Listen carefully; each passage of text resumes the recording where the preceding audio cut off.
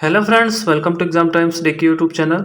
तो हम यूपीएसआई के previous year topic wise questions को सॉल्व कर रहे हैं, जिसमें पिछले वीडियो पार्ट में हमने 20 क्वेश्चंस को विद सॉल्यूशन देखा था। आज हम लोग प्रश्न क्रमांक 21 से लेके 40 तक को सॉल्व करेंगे और देखेंगे कि कौन कौन से प्रश्न हिंदी भाषा का विकास इस टॉपिक से पूछे गए हैं प्रीवियस ईयर में। तो आइए स्टार्ट करते हैं क्वेश्चन नंबर 21 से और देखते हैं कौन सा क्वेश्चन पूछा गया है यहाँ पे।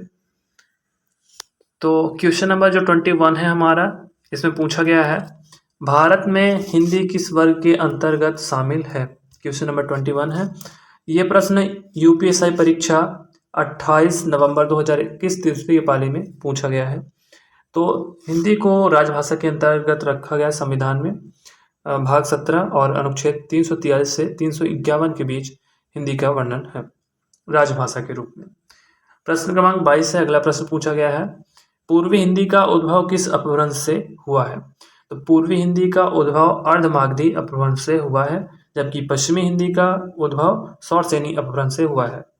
पूर्वी हिंदी में अवधी, बघेली और छत्तीसगढ़ी शामिल है, जबकि गुजराती, राजस्थानी और बुंदेली पश्चिमी हिंदी में शामिल है।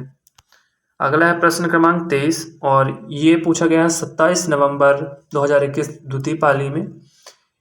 इनमें से कौन सी भाषा द्रविड़ भाषा नहीं। द्रविड़ भाषा वे भाषाएं हैं जो मुख्य रूप से भारत के दक्षिणी भाग में बोली जाती हैं, जिसमें कि तमिल, मलयालम, तेलुगु शामिल है, जबकि मराठी शामिल नहीं है। इसलिए इसका आंसर ऑप्शन नंबर सी हो जाएगा।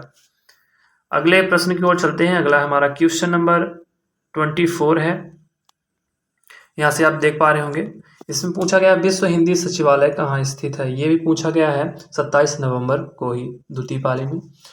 तो विश्व हिंदी सचिवालय मॉरिशस में स्थित है, जिसकी औपचारिक शुरुआत, अगर औपचारिक शुरुआत की बात करें तो इसकी औपचारिक शुरुआत 2008 से मानी जाती है। अगला प्रश्न क्रमांक 25, भारतीय संविधान के किस अनुच्छेद में हिंदी भाषा के विकास के लिए निर्देश है।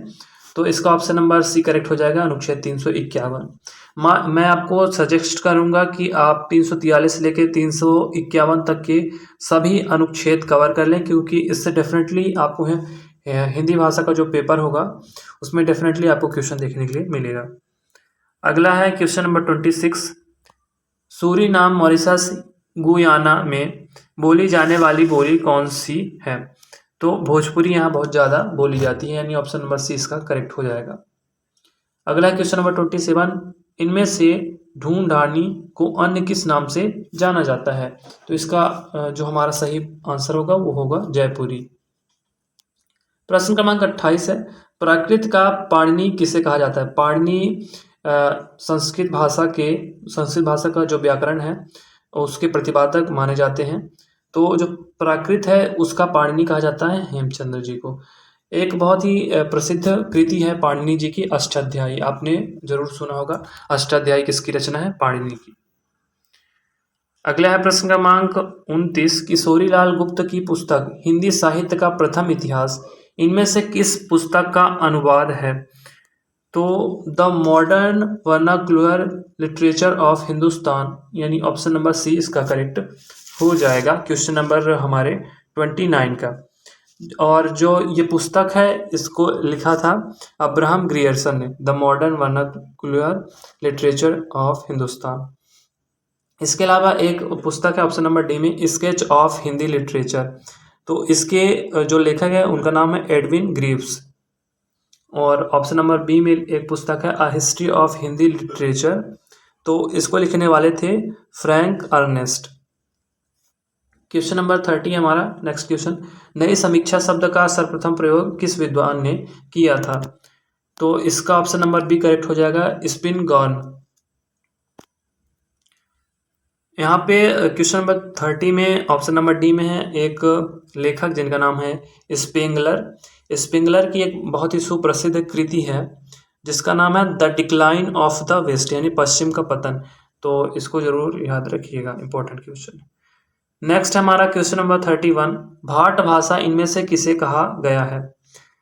तो भाट भाषा डिंगल को कहा जाता है और यह मुख्य रूप से राजस्थान में बोली जाने वाली एक भाषा है। नेक्स्ट है क्वेश्चन नंबर 32, भाषा की दृष्टि से हिंदी प्रदेश के अंतर्गत निम्न में से कौन शामिल नहीं है। तो आंध्र प्रदेश, क्योंकि यहाँ तेलुगु भाषा बोली जाती है। नेक्स्ट है हमारा क्वेश्चन नंबर 33, क्वेश्चन नंबर 33 की ओर चलते हैं। क्वेश्चन नंबर 33 है वो पूछा गया 24 नवंबर 2021 प्रथम पाली में।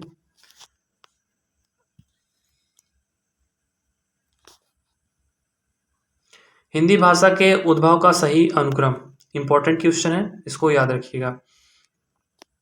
तो इसका ऑप्शन नंबर डी करेक्ट होगा, पाली प्राकृतिक अपभ्रंश हिंदी। इसके पहले संस्कृत और ऐड कर लीजिए, सबसे स्टार्टिंग में संस्कृत पाली प्राकृत अपभ्रंश, फिर अंत में हिंदी। नेक्स्ट है हमारा क्वेश्चन नंबर 34 और इसमें पूछा गया है इनमें से किस जिले में कन्नौजी बोली जाती है। कन्नौजी भाषा किस जिले में बोली जाती है। तो इसका ऑप्शन नंबर सी करेक्ट होगा, हरदोई, जो कि एक उत्तर प्रदेश का जिला है। क्वेश्चन नंबर 35, भारत में कितने प्रकार के भाषा परिवार पाए जाते हैं। तो भारत में मुख्य रूप से 4 प्रकार के भाषा परिवार हैं। भारोपी भाषा परिवार, द्रविड़, ऑस्ट्रो एशियाई, चीनी तिब्बती भाषा परिवार। 4 हो गए, पहला भारोपी, दूसरा द्रविड़, तीसरा ऑस्ट्रो एशियाई और चौथा है चीनी तिब्बती। नेक्स्ट है क्वेश्चन नंबर 36, बघेली का प्रमुख क्षेत्र कौन सा है। ये मुख्य रूप से उत्तर प्रदेश में पूछ रहा है, तो इसका ऑप्शन नंबर ए करेक्ट होगा, मिर्जापुर। नेक्स्ट हमारा क्वेश्चन नंबर 37 और इसमें पूछा गया है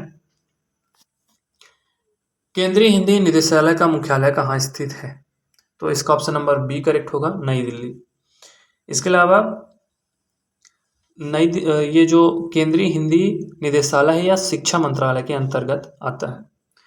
नेक्स्ट है क्वेश्चन नंबर 38, मैथिली किस राज्य में ज़्यादा बोली जाती है। तो बिहार इसका correct answer, option number B हो जाएगा।